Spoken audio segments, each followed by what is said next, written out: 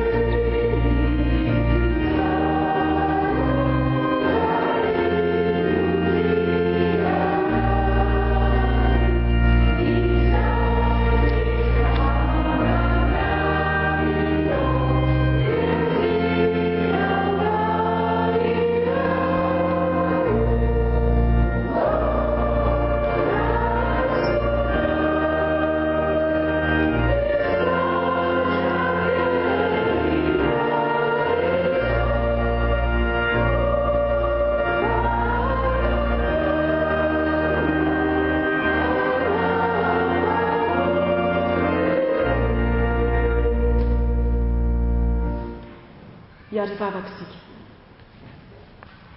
Tompo, ambony tokoa ny fitiavanao, fa efa no amarinina no ny finoana izahay ka mihavana aminao amin'ny alalan'i Jesosy Kristy. Misaotra Tompo fa tsy navelanao tao anatin'ny ota izahay, fa nomenao fanahy loharan'ny fahamasinana izay mampiombona sy mampihavana anay aminao. ankehitriny tompo raha maki ny teninao izahay dia mangataka ny fahazavan'ny fanahinao masina. Kosokafo ny fonay tompo mba hitandremanay ny teninao sy andraketana izany ao am-ponay. Fafanilo ny tongotray sy fahazavan'ny lalanay ny teninao. Ko mitenena tompo fa miaino izahay mpanomponao. Amen. Iroso amin'ny vakiteny sika.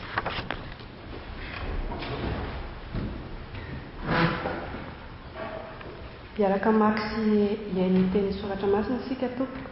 Teny izay hovakiana dia araka ny ao amin'ny testamenta taloha ny bokin'ny ohabolana toko 20 ny 12 ka hatramin'ny 17. Ohabolana toko 20 ny 12 ka hatramin'ny 17. Vakito izao amin'ny anaran'ny tompo. Mpaniratsira ny divay ary mpitabataba ny toaka, koa izay miraikiraiky azony izany dia tsy endry. Ny fampitahoran'ny mpanjaka dia toy ny fieron'ny liona tanora, izay mampatezitra azy dia mankahaldoza hiatra amin'ny aina. Voninahitry ny olona ny analavitra ny ady, fa ny adala rehetra kosa misafoaka. Ray masonao, manamasinana amin'ny fahamarinana, ny teninao ny fahamarinana. Amen.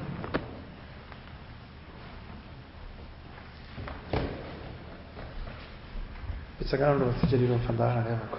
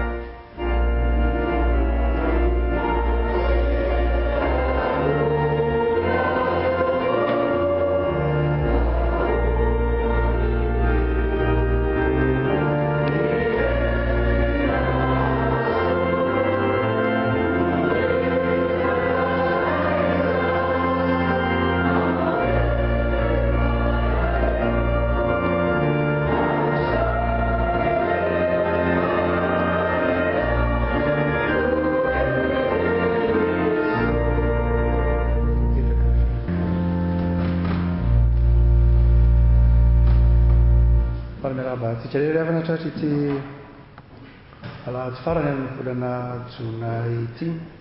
Ny perikiopantsika anio revako ny tokony perikiopa tamin'ny alahady teo satria tamin'ny alahady herin'ny androany zany ny tokony alahady ny sampana vokovoko-manga.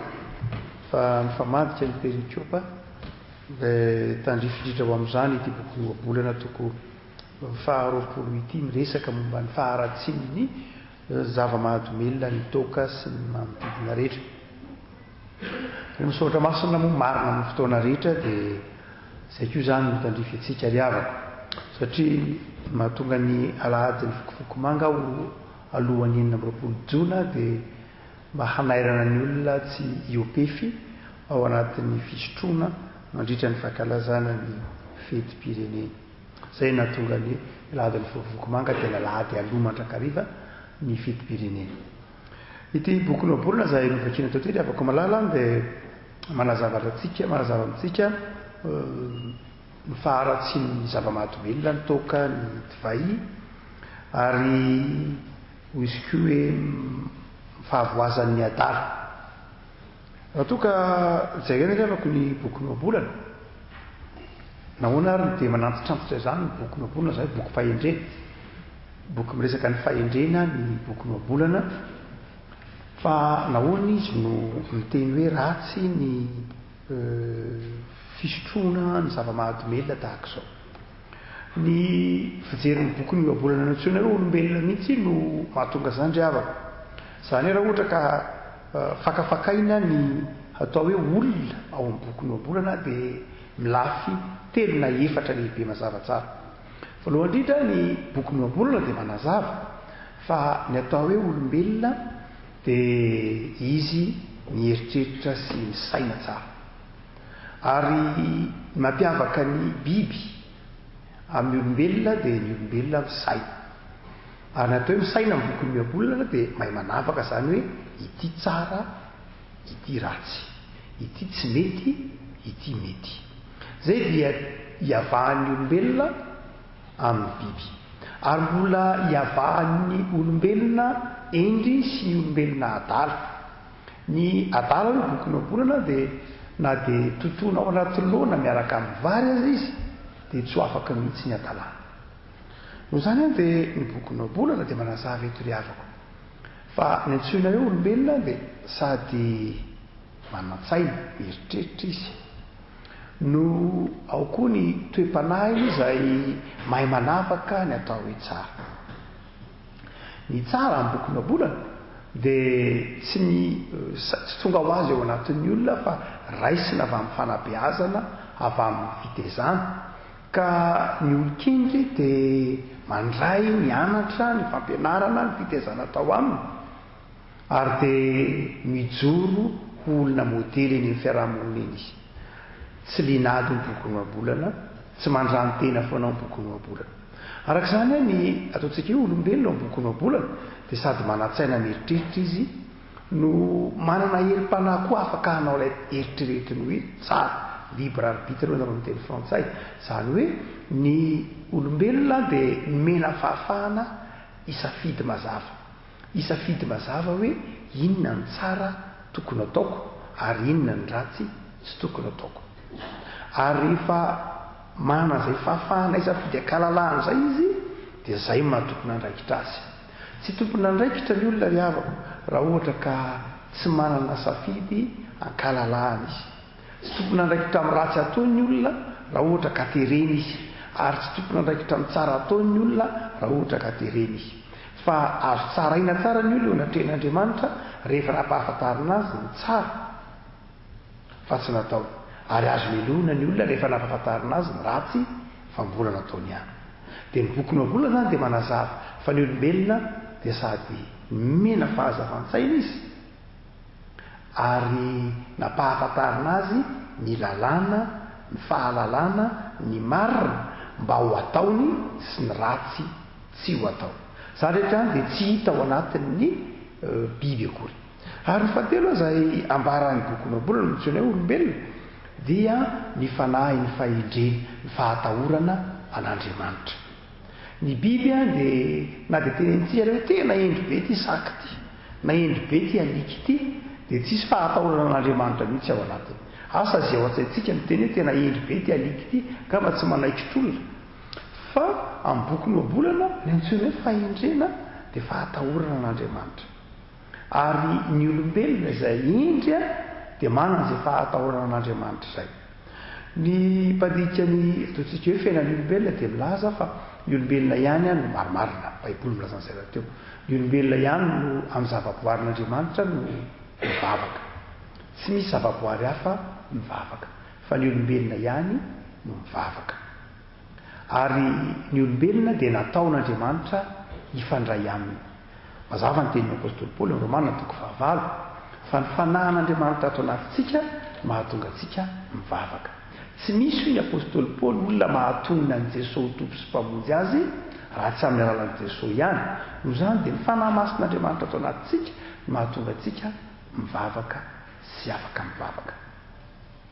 Inona ny avako malala no mitranga rehefa ao anatin'ny zava-mahatomelona ny olona na ao anatin'ny fiankinana amin'ny zava-mahatomelona dia very ireo toetra rehetra maha-olombelona nanaovan'Andriamanitra azy ireo. Rehefa voafatotra ny zava-mahatomelona ny olona dia very ireo toetra rehetra ireo. Very ilay saina mahay mamakafaka, very ilay fanahy mivavaka, very ilay fahafahana misafidy malalaka potika ilay fiankinana.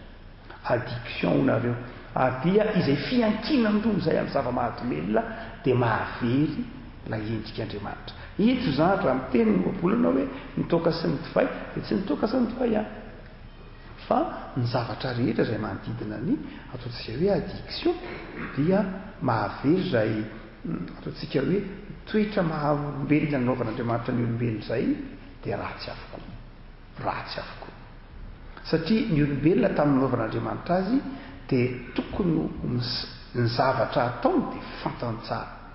ary ny zavatra ataony dia tsy tahaka ny fanadiova-tsaina verimberina tahaka ny milina tahaka ny machine izy fa fantany tsara ny dikany zavatra ataony zay mahaolona azy ary fantany ny akony zavatra ataony atopona andraikitra azy rehefa voafatotra ny olona dia very daholo ilay rehetra tsy mananaza izy ary io tsy mitoka ihany fa nandrogony azy ary tsy nandrogony fa na dia ataontsika hoe ny zavatra maso samihafa ohatra hoe misy olona ohatra manana addiction voatsela kory zay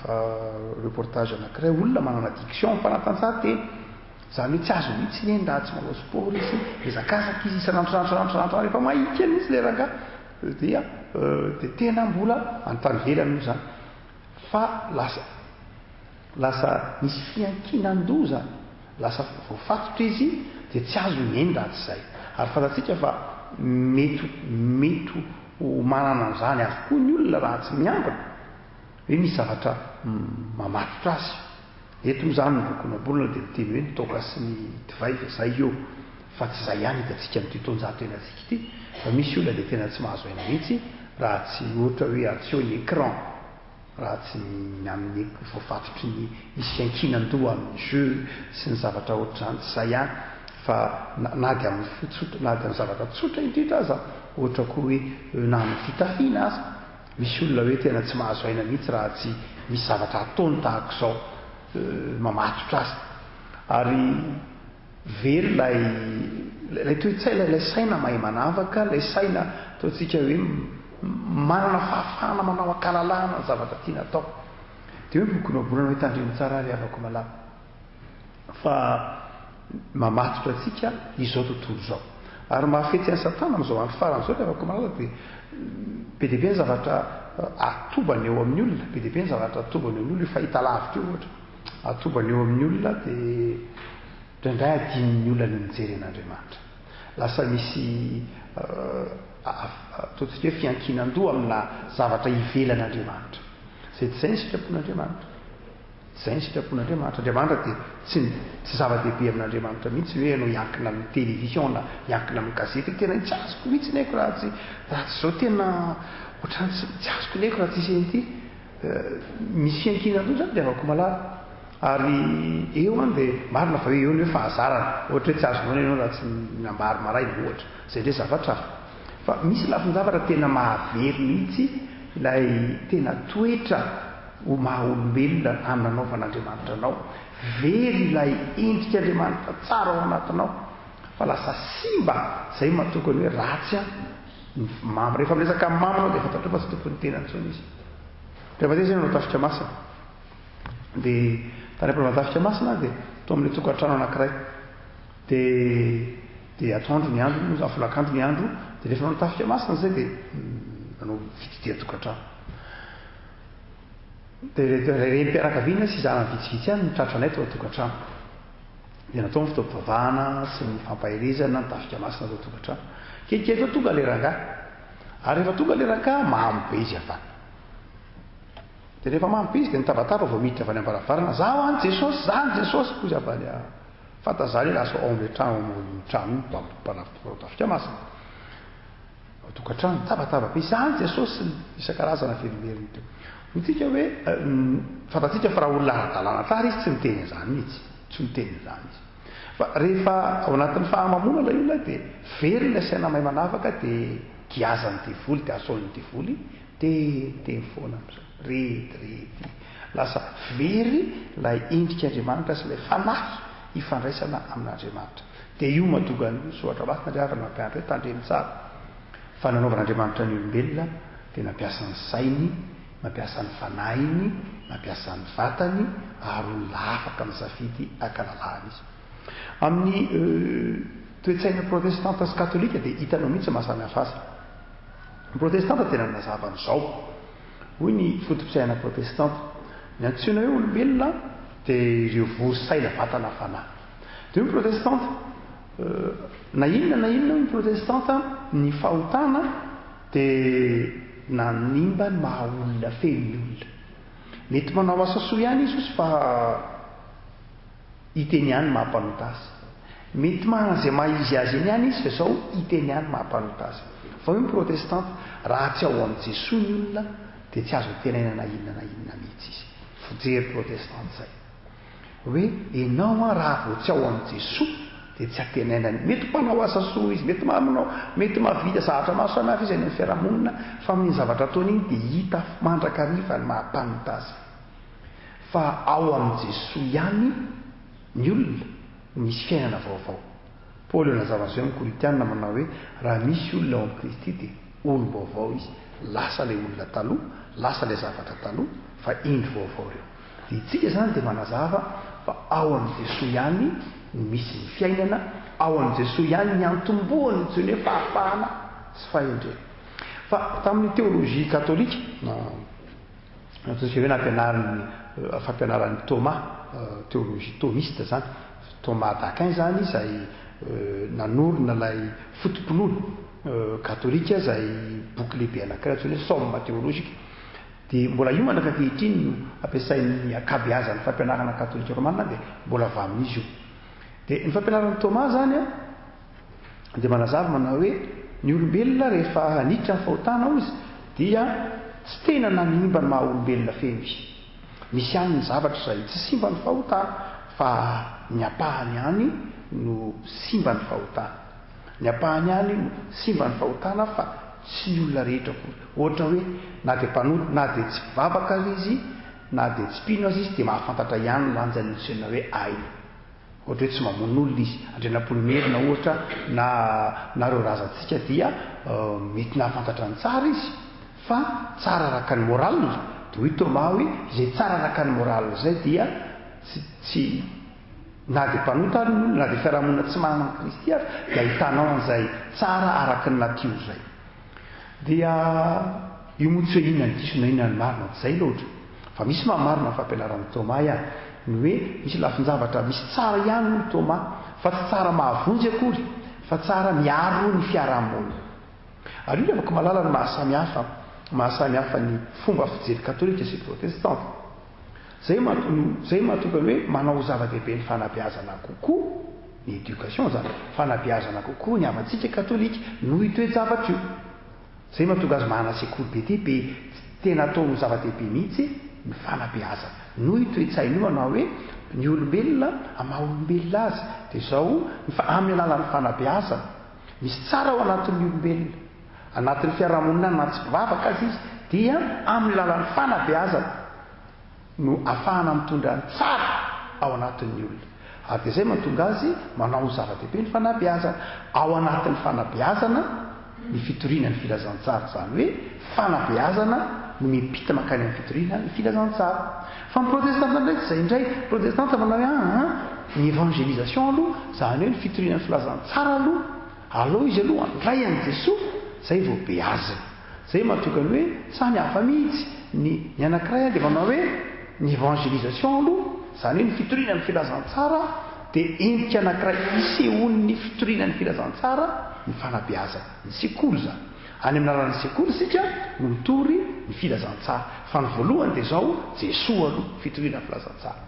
Ny katolika romanina indray dia izao tsy izay aloha ny azy zay dia manao tena ny fanabeazana any anatin'ny fanabeazana tsika no mitory ny filazantsara. Io tsy misy hoe inona ny mety na inona samy manana ny mitezana azy fotsiny ihany fa ny tena tenenina dia ity ravako malala ny zava-dehibe anaovan'Andriamanitra ny olombelona dia itsika manana ilay toetra endrik'Andriamanitra, ilay fanahy atao anatintsika, ilay saina atao anatintsika, ilay mahaolona tsika io dia endrik'Andriamanitra io ary io no tiany Satana potehana.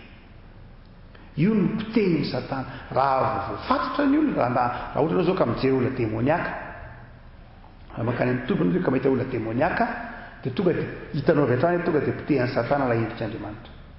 Sady tsy madio izy ara-batana, tsy voasaina mahay manavaka intsony izy tsy mahay mivavaka miresaka amin'Andriamanitra izy ary izy ara-linda sy mitabataba tsy mahay mifandray amin'ny mpiarabelona amin'intsony. Raha vantany vao demoniaka ny olona fa tovana Satana mihitsy zany maha olona azy feno dia very ilay maha endrik'Andriamanitra azy. Tsy hainy intsony na dia mifandray amin'ny tenany azy tsy fantantsonina dia izay zavatra ilay ny azy, tsy fantantsonina inona ny zavatra izay mahasoa azy a mainka moa fa hijeriny mahasoa ny hafa dia tsy fantantsony, tsy mahagaga ilay demoniaka hitantsika eo amin'ny filasantsaraky ny Lioka sy Marka, ilay lehilahy tany Gerasena rehefa voafatotra izy dia teny amin'ny fasana izy no nititritra sy nitabataba ary nitetitetehny ny tenany. Ary io endrim-piankinan-droy ny avako malala amin'izao andro ahenantsika izao dia mbola endrika izay hitantsika amin'ny fiarahamonina. Ny maha-olombelona ny olombelona dia saina vatana fanahy, fa ny maha-olombelona ny maha-olombelona io dia avy amin'Andriamanitra. Izany dia avako malala ratsy ny zava-mahadomelina, fa tsy ny zava-mahadomelina ihany ny ratsy, fa izay rehetra mamatotra ny olona ka mahavery sy mahasimba ilay toetra soa maha-olona ny olona. Betsaka ny rava-tokantrano, betsaka ny miady aman'olona, betsaka rehefa tratran'ilay fatorany zava-mahadomelina. Amin'ny elakelan-trano misy antsika tena afaka dia be mihitsy, be ny tanora tsy lavitra antsika amin'ny toerany tony ambadika ampamao rehetra iny ambady tsy nanan-drobe dia betsaka ny tanora izay miafinafina tazanao mbola fatorany zava-mahadomelina. Maro fantatsika fa miparitaka be voaviany moa izany izao resahana atao amin'ny antenimieram-pirenena ny tokakasy io dia ataon'ny fomba fitenin'ny olona hoe toto-tanana, ataony hoe toto-tanana dia hoe tsy vita masinina izany io fa toto-tanana vita gasy dia miparitaka ary mora be ilay izy, ronjato ary dia efa fe dia hitanareo fa ilay olona mahanitra efa anatin'ny fantrana kanefa dia mbola fatora amin'ilay zava-mahadomelina. Tena mampalahelo hoe efa avy mitarika posiposy izy avy anositra ny saretanana iny izy nefa dia mbola ny ampahany kely amin'ilay karamany dia mbola tena laniny amin'ilay zava-mahadomelina. Ohatsika manao hoe very ilay asina maha-olona nataon'Andriamanitra very, ary izay nefa ny tanjon'ilay ratsy, tanjon'ilay ratsy dia manimba an'io. Manana didy ary tsika fiangonana avako malala hitory an'i Jesosy Kristy itony fiam-panafaka. Tsy ny zava-mahadomelina io anankiray voalazantsika teo fa be dia be ny hitantsika fa izay mihitsy ny tia amin'ny farany ity nen'izao tontolo izao dia izao rehefa tsy Jesosy ny jerenao dia efa faly izy. Nen'izao tontolo izao dia izao rehefa tsy Jesosy ny jerenao dia efa faly izy. Ninona jerenao, ninona mamatotra anao, na sakafo, na jejona, na vola, na voninahitra, na inona dia tsy mampanina an'izao tontolo izao zany rehefa tsy Jesosy ny jerenao. Na inona satria be dia be ny mety mamatotra ny olona. Misy olona fatorany voninahitra, fatorany vola, fatorany fitadiavana isan-karazany dia nen'izao tontolo izao tsy mampanina azy mihitsy rehefa tsy Jesosy ny jerenao dia efa faly izy. Dia asiany zavatra be dia be mihitsy ao mahavariana atsika ry havako. Dia mila miambina asika ry havako malala ao anatin'izao andro farany izao dia mila miambina isika. Nisy tovolahy kely izay hitako tao anaty Facebook tao dia nazavany hoe miresaka tamiko ny pastera moa izy hitako tao ty dia nazava mba lasa nieritreritra kely tamin'ilay hoe Covid-19 rehefa lasa nieritreritra hoe dia zao mba nijery resaotra hoe Covid aho izy dia le gizomy ny teny frantsay izy hoe l'écho izy le koritianina nandraisako azy dia le vimy izy vahenina zany. Rehefa namaky aho izy le koritianina voalohany satria faharoa tsisy fa ny koritianina rehefa namaky ny koritianina voalohany toko fahaenina aho izay dia ny fahasily dimy folo dia izao no hitako tao hoe tempolin'Andriamanitra, tempolin'ny fanamasina ny vatanareo ny tenanareo tempolin'Andriamanitra dia mankalaza an'Andriamanitra. Ka raha zaho zao mijery an'ilay Covid-19 dia izay no hitako ny koritianina faharoa tsy misy toko fahasimby folo fa mijanona valomby folo ihany. Dia afaka malala ito boky nabolana zany dia manazava amintsika fa tempolin'ny fanamasina ny vatantsika, ny tenantsika, ka tsy simbantsika ny tempolin'Andriamanitra. Ary ny tempolin'Andriamanitra dia arovan'Andriamanitra, tehirizin'Andriamanitra. Tempolin'Andriamanitra dia ny tenantsika izany dia ilayntsika ny anamasinana izany ho an'Andriamanitra fa tsy ho fatorany karavan-javatra maro samihafa eto amin'ity zao tontolo izao fandalovana ity. Mivavaka isika ry havako. Tombo Andriamanitra io misaotranao zahay fa raha nahary ny olombelona ianao dia niindrika ao Andriamanitra metinao nahary azy, tsy ny bika manindriny ihany fa nitoetrany, tsy nitoetrany ihany fa ny fifandraisany aminao, ny maha olona ilay feno tompo dia indrika ao Andriamanitra. Rehefa nanota nefa izay tompo dia potehin'ilay ratsy niendrika Andriamanitra, niendrika ao Andriamanitra dia anatinay ny fitiavanama manjary tonga fahakalana, ny fikojakojana ny vatana manjary tonga ajejona, ny fanomponana ao Andriamanitra tsy efa araka ny tokony ho izy. Tompo, dia misaotranao azy izay fa ny raha ianao ny zanako malalanao namonjy anay ka namelona indray niendrika ao Andriamanitra dia anatinay, dia tehirizo izay tompo olona afaka mandrakariva, tehirizo fa efa no hafahana, efa nantsoinao amin'ny fahafahana, dia aza vela hitondra ny fahafahana nomenao anay anaraka ny asan'ny nofo izahay.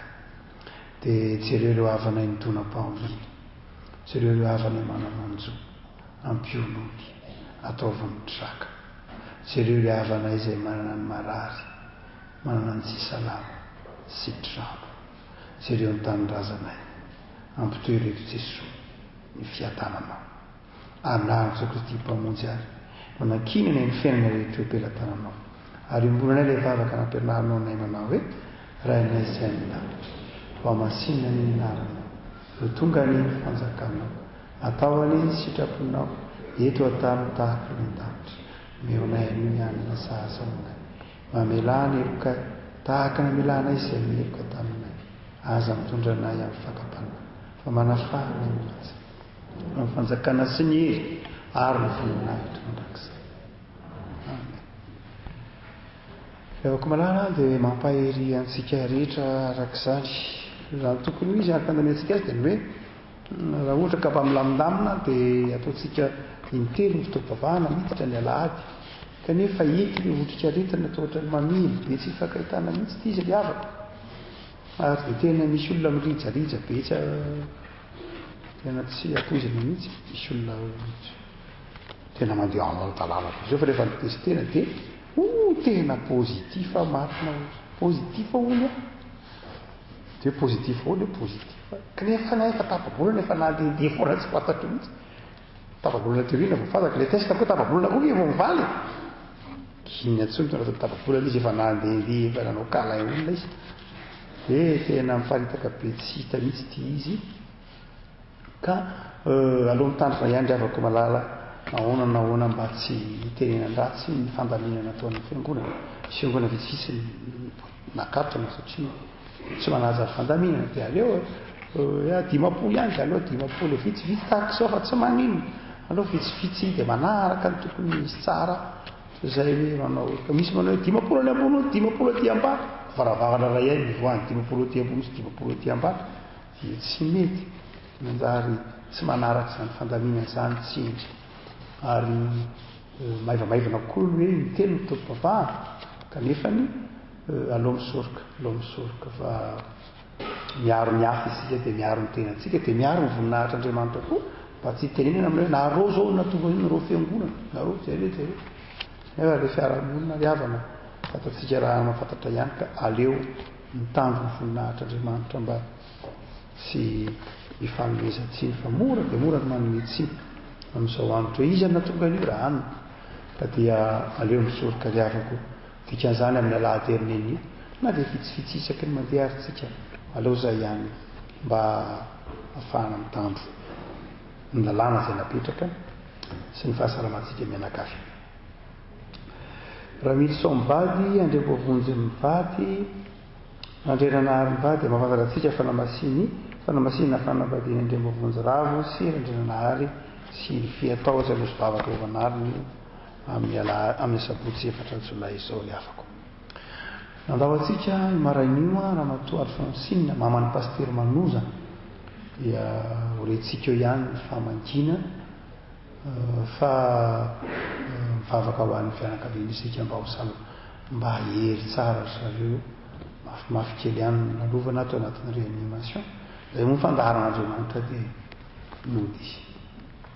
vavaka ho an'ny fianakaviana isika amin'ny fotoam-pavahana amin'ny raika ambin'ny folo farany driavana ary dia mbola mandeha mampahely fianakaviana anankiroa isika dia ny fianakaviana etsakady fotsy zany ao amin'ry raharojaona fa namoy zanatra vavy anankiray ny fianakaviana raharojaona dia mandeha mampahely any isika fiangonana ary faharoa dia tsy lavitra eo midina ry ambany araky ny simby-andrano revo teo koa tena aky ny klinika ary misy fianakaviana anankiray koa namoy rahavavy raha matovy fanomezantsonana fa fahaonareo namoy rahavavy ka dia ampahely azy any isika fiangonana aorinan'ny fotoam-pivavahana dia ny tompony tahirantsika amin'ny fahatsaram-piainana tsany ry avako malala ary atsiaro ny fitiavan'Andriamanitra atsika miankina mandrakariva amin'ny Jesoa izay fiainana amin'ity fandalovana ity misy tokantrano masina fanambadiana teto maly dia miarabanareo roa maefa sy miangaly dia miarabanareo roa aminaran'i Jesoa zahay ary dia maniry tahiny tompo ny tokantranonareo maorina tokantrano varanja zalahy varanja zavavy ho tahin'Andriamanitra indrindra roso amin'ny fanaritra tsika afako malala dia ataontsika amin'ny fifaliana sy ny fitiavana zany miro amin'ny fandarana roatsika dia anao zany amin'ny fona sy ny fahatsapana fa zavatra raha tian'Andriamanitra tirahantsika amin'ny fahasoavana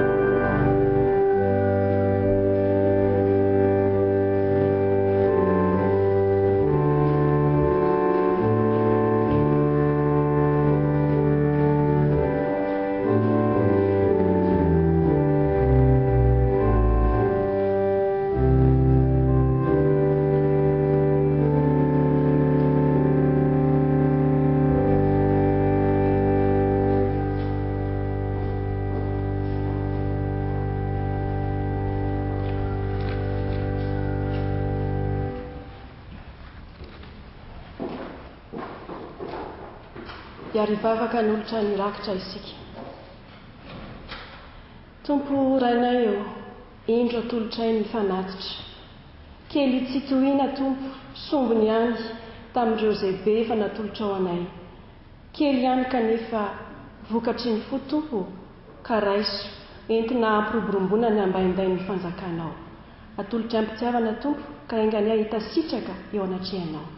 Dia mitoera mandrakariva aminay tompo ary ny fiadananao tsy andao ny olonao. Amin'ny anaranao Jesosy. Amen. Ny hira fahenina amby 330 andiny voalohany no ataontsika aorianan'ny tsodrano izay ho atolotry ny iray aman-dreny mpitandrina. Raha iso amin'ny finoana izao tsodrano tonona ho anao aminaran'i Jesosy Kristy tompo izao ary ny fiadanan'Andriamanitra izay mihoatra noho ny fahalalana rehetra no ho eo aminao, ka izy tompo hiaro ny fonao, ny hevitrao, ny tenanao, ny ainao, ny fanahinao tsy hanatsiny amin'ny fiavian'i Jesosy Kristy tompo. Mahatoky ny tompo izay efa niantso anao, izy no anevo izany mandehana ny fiadanana. Amen.